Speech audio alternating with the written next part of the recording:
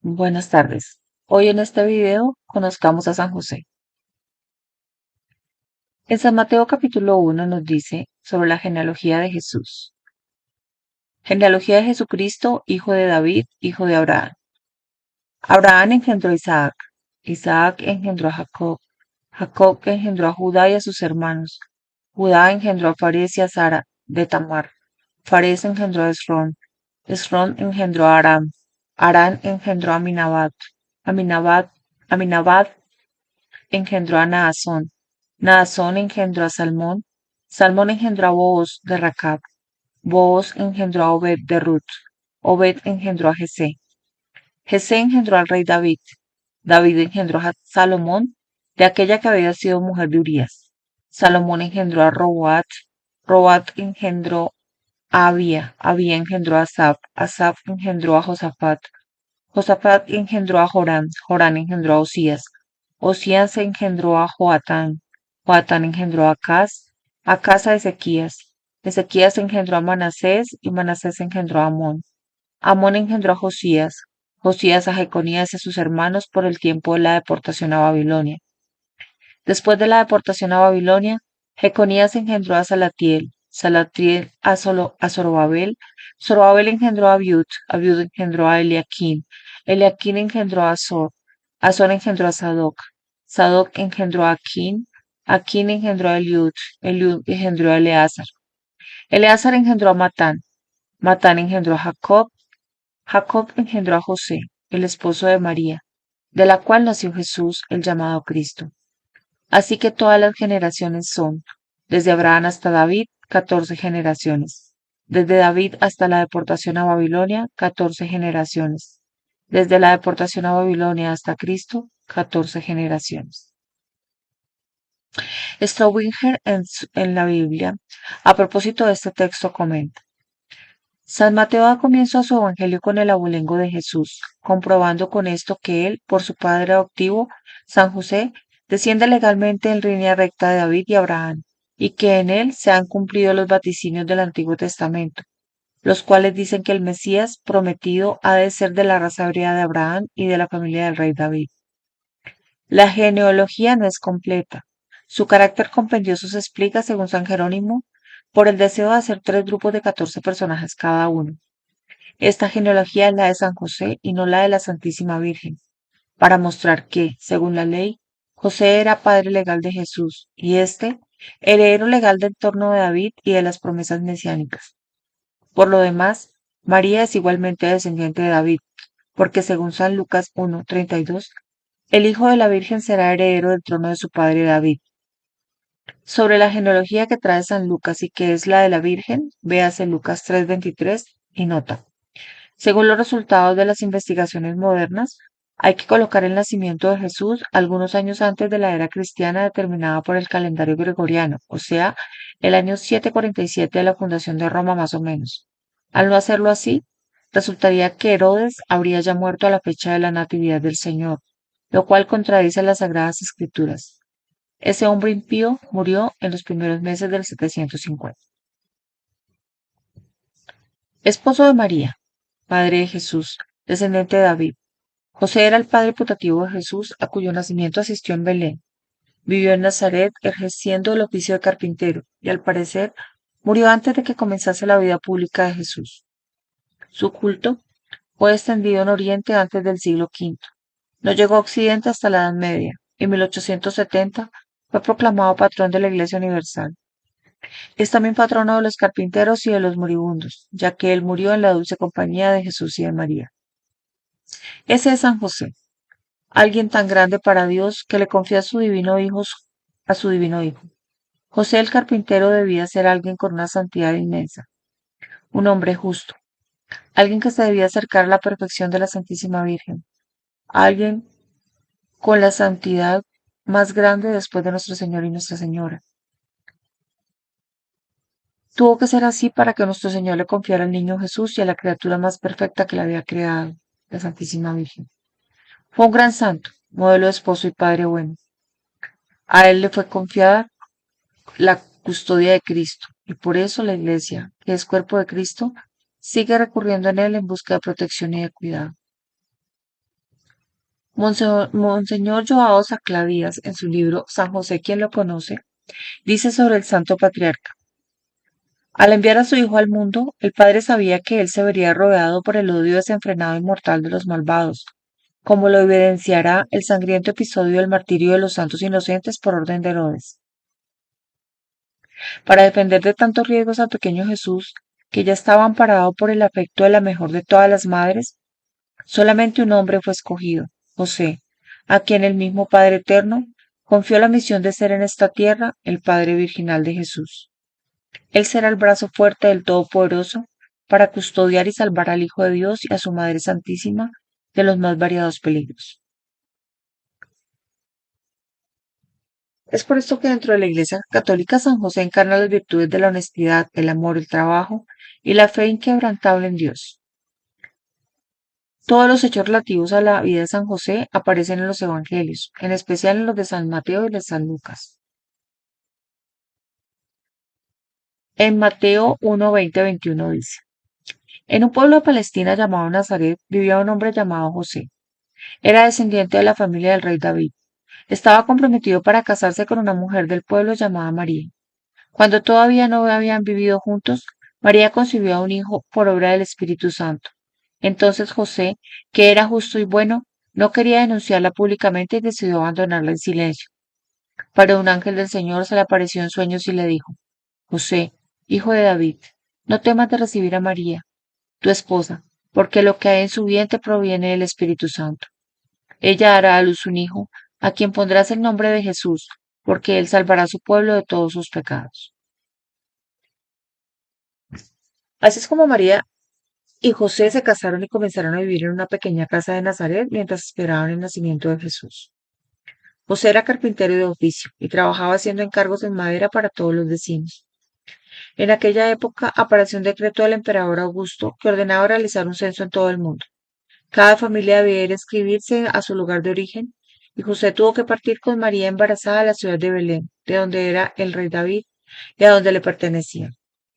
Cuando llegaron a Belén, a María le llegó la hora de ser madre, y tuvieron que refugiarse en un pesebre, porque no encontraron lugar en ningún lado donde pasar la noche. ¿Cuánto debe haber trabajado José esa noche? Preparando la cuna, limpiando el lugar, ayudando a Nuestra Señora. José estuvo presente junto a María, en el sagrado momento en el que Jesús, Hijo de Dios, se hizo hombre. Y él también lo acunó en sus brazos, lo abrazó, lo besó y le dio la bienvenida. Además de los evangelios, han hablado San José santos padres, teólogos y exégetas destacados en la materia. Las revelaciones privadas, como las de la beata Ana Catalina de Emmerich, la de la venerable María de Jesús de Ágreda, de la sierva de Dios María Cecilia Baik y otras. Sobre San José hay mucha doctrina sólida, clara y ortodoxa, que nos enseña sobre su vida y obra. Según la beata Ana Catalina de Emmerich, ella nos relata en uno de sus libros. Era bastante tarde cuando José y María llegaron hasta la boca de la gruta. La borriquilla, que desde la entrada de la Sagrada Familia en la casa paterna de José había desaparecido corriendo en torno de la ciudad, corrió entonces a su encuentro y se puso a brincar alegremente cerca de ellos. Viendo esto, la Virgen dijo a José: ¿ves? Seguramente es la voluntad de Dios que entremos aquí. José condujo el asno bajo el alero, delante de la gruta. Preparó un asiento para María, la cual se sentó mientras él hacía un poco de luz y penetraba en la gruta. La entrada estaba un tanto obstruida por atajos de paja y esteras apoyadas contra las paredes. También dentro de la gruta había diversos objetos que dificultaban el paso. José la despejó, preparando un sitio cómodo para María por el lado del oriente. Colgó de la pared una lámpara encendida e hizo entrar a María, la cual se acostó sobre el lecho que José le había preparado con colchas y envoltorios. José le pidió humildemente perdón por no haber podido encontrar algo mejor que este refugio tan impropio. Pero María, en su interior, se sentía feliz, llena de santa alegría. Cuando estuvo instalada María, José salió con una bota de cuero y fue detrás de la colina a la pradera, donde corría una fuente, y llenándola de agua volvió a la gruta. Más tarde fue a la ciudad, donde consiguió pequeños recipientes y un poco de carbón. Como se aproximaba la fiesta del sábado y eran numerosos los forasteros que habían entrado en la ciudad, Se instalaron mesas en las esquinas de algunas calles con los alimentos más indispensables para la venta. Creo que había personas que no eran judías. José volvió trayendo carbones encendidos en una caja enrejada, los puso a la entrada de la gruta y encendió fuego con un manojito de astillas. Preparó la comida, que consistió en panecillos y frutas cocidas. Después de haber comido y rezado, José preparó un lecho para María Santísima. Sobre una capa de juncos tendió una colcha semejante a las que ya había visto en la casa de Ana y puso otra arrollada por cabecera. Luego metió al asno y lo ató en un sitio donde no podía incomodar. Tapó las aberturas de la bóveda por donde entraba aire y dispuso en la entrada un lugarcito para su propio descanso. Cuando empezó el sábado, José se acercó a María bajo la lámpara y recitó con ella las oraciones correspondientes. Después salió a la ciudad. María se envolvió en sus ropas para el descanso. Durante la ausencia de José, la vi rezando de rodillas. Luego se tendió a dormir, echándose de lado. Su cabeza descansaba sobre un brazo, encima de la almohada. José regresó tarde.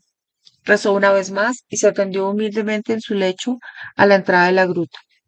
María pasó la fiesta del sábado rezando en la gruta, meditando con gran concentración. José salió varias veces. Probablemente fue a la sinagoga de Belén. Los vi comiendo alimentos preparados días antes y rezando juntos. Por la tarde, cuando los judíos suelen hacer su paseo del sábado, José condujo a María a la gruta de Mara, nodriza de Abraham. Allí se quedó algún tiempo. Esta gruta era más espaciosa que la del pesebre, y José dispuso allí otro asiento. También estuvo bajo el árbol cercano, orando y meditando, hasta que terminó el sábado. José la volvió a llevar, porque María le dijo que el nacimiento tendría lugar aquel mismo día a medianoche, cuando se cumplían los 9 meses transcurridos desde la salutación del ángel del Señor. María le había pedido que lo tuviera dispuesto todo, de modo que pudiesen honrar en la mejor forma posible la entrada al mundo del niño prometido por Dios y concebido en forma sobrenatural. Pidió también a José que rezara con ella por las gentes que a causa de la dureza de sus corazones no habían querido darles hospitalidad. José le ofreció traer de Belén a dos piadosas mujeres que conocía, pero María le dijo que no tenía necesidad del socorro de nadie. En cuanto se puso el sol antes de terminar el sábado, José volvió a Belén, donde compró los objetos más necesarios: una escudilla, una mesita baja, frutas secas y pasas de uva, volviéndose con todo esto a la gruta. Fue a la gruta de Maraja y llevó a María a la del pesebre, donde María se sentó sobre sus colchas mientras José preparaba la comida. Comieron y rezaron juntos. Qué bonito relato el de Ana Catalina de Emery. En el Nuevo Testamento, los evangelistas nos muestran que tras el nacimiento de Jesús en Belén, San José siempre fue avisado de los peligros de nuevo por un ángel, y él, siempre confiado en el Señor, tomó a Jesús y a la Virgen María y los condujo a Egipto para huir de la furia del rey de Judea, Herodes el Grande. A la muerte del monarca, después de una nueva revelación del ángel, San José retornó a su país, pero por temor al sucesor de Herodes, la familia no se estableció en Belén, sino en Nazaret de Galilea. Allí, San José ejerció su oficio de carpintero. Los evangelios citan por primera vez a San José en el episodio narrado por San Lucas, en el que Jesús se perdió durante una visita a Jerusalén y fue hallado por sus padres en el templo, discutiendo con los doctores. Nada cierto se sabe acerca de la muerte de San José, aunque por la narración evangélica parece probable que fuera antes de que Jesús iniciara su vida pública. El culto a San José comenzó posiblemente entre las comunidades cristianas de Egipto. En Occidente fueron los servitas, una orden mendicante quienes en el siglo IV comenzaron a festejar el 19 de marzo como la fecha de la muerte de San José. En el siglo XIV, perdón, comenzaron a festejar el 19 de marzo como la fecha de la muerte de San José, y esta devoción tendría luego impulsores como el Papa Sixto IV y la mística española Santa Teresa de Jesús. Santa Teresa de Ávila nos decía de él: quien no hallare maestro que le enseñe oración, que tome a este glorioso santo por maestro y no errará en el camino. El Papa Pío IX lo declaró patrono de la Iglesia Universal en el año 1870 y casi 100 años después, en 1955, San Pío XII instituyó la fiesta de San José Obrero el 1 de mayo. Nosotros debemos tener a San José como nuestro padre adoptivo también. Debemos seguir su santidad y siempre solicitar su patrocinio, siempre solicitar de este santo que nos cobije, que nos ayude, que nos aconseje y que nos ayude a llevar una vida santa como la que él llevó.